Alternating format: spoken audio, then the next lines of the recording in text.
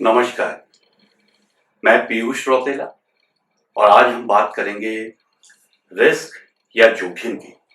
जोखिम हम में से किसी के लिए भी कोई नई चीज नहीं है।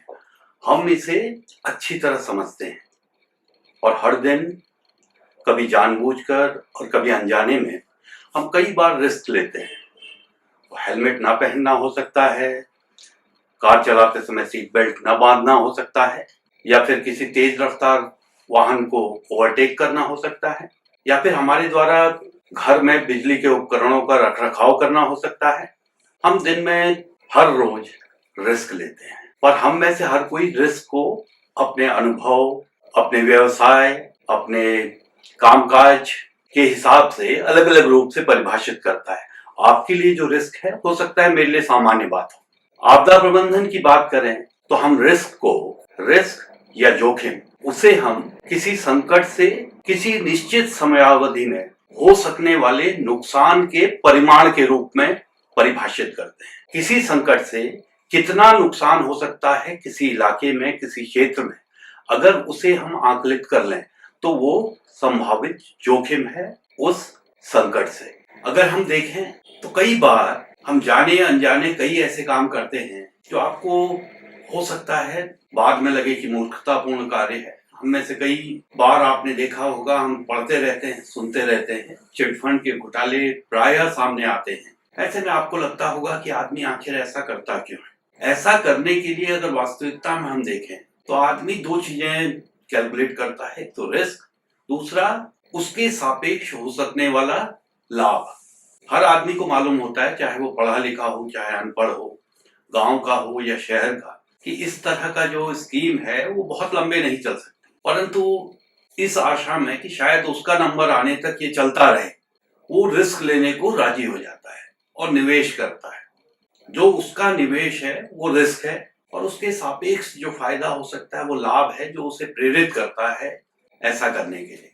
ऐसा ही कुछ परीक्षा में नकल करते समय भी होता है।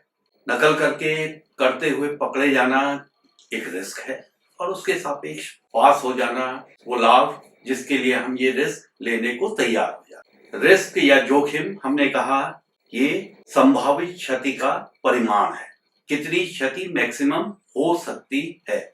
यहाँ ये समझना जरूरी है कि क्षति को या जोखिम को एकदम से शून्य कर पाना संभव नहीं है। जोखिम का एक स्तर जरूर बना रहेगा और समाज की आर्थिक सामाजिक स्थिति के अनुसार हर समाज का जोखिम लेने का एक स्वीकार्य लेवल होता है, स्वीकार्य स्तर होता है। अब कोई आदमी अमेरिका इंग्लैंड से आ रहा है, उसके लिए नल का पानी पीना जोखिम हो सकता है, हमारे लिए सामान्य बात हो सकती है। हमारा जो प्रयास रहता है वो ये है कि जोखिम के स्तर को नीचे लाया जाए, यानी समाज का जो स्वीकार्य जोखिम का स्तर है उसको नीचे लाएं और ओवरऑल जोखिम को भी हम नीचे लाएं, यानी जोखिम का एक स्तर हमेशा बना रहेगा। और अगर जोखिम की बात करें, अभी तक हमने बात करी थी संकट की, घातकता की, क्षमता की, तो जोखिम को हम संकट, घातकता और क्षमता के फंक्शन के रूप में डिफाइन कर सकते हैं। हम कह सकते हैं कि जोखिम बराबर संकट गुणा घातकता बटा क्षमता। हमारा उद्देश्य जोखिम को कम से कम करना है। इसके लिए हम दो काम कर सकते हैं, या तो हम संकट या घातकता इनमें से किसी एक को एकदम से जीरो कर दें, या फिर अपनी क्षमता को इतना ज्यादा बढ़ा दें कि जोखिम एकदम से कम हो जाए।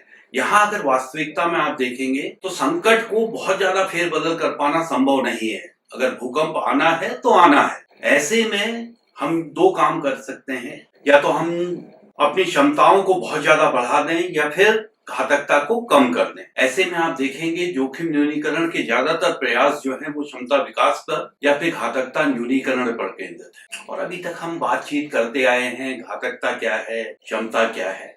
आप देखेंगे क्षमता जो है वो घातकता में समाहित है। अगर हमारी क्षमताएं कम है तो हमारी घातकता ज्यादा हो जाएगी। हमने अपनी सुविधा के लिए यहाँ कहा कि जोखिम संकट गुणा घातकता बटा क्षमता।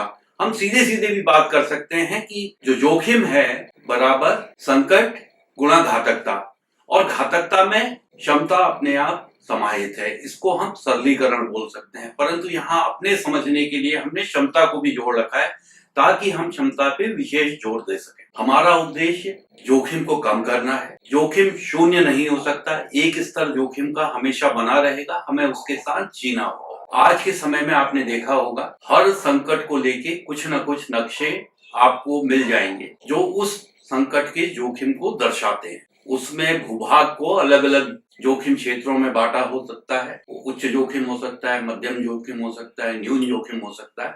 यहाँ ये समझना जरूरी है कि न्यून जोखिम का तात्पर्य ये नहीं है कि उस क्षेत्र में वो घटना या नुकसान नहीं होगा, वहां भी हो सकता है, परंतु अपेक्षाकृत नुकसान होने की संभावनाएं अपेक्षाकृत कम है।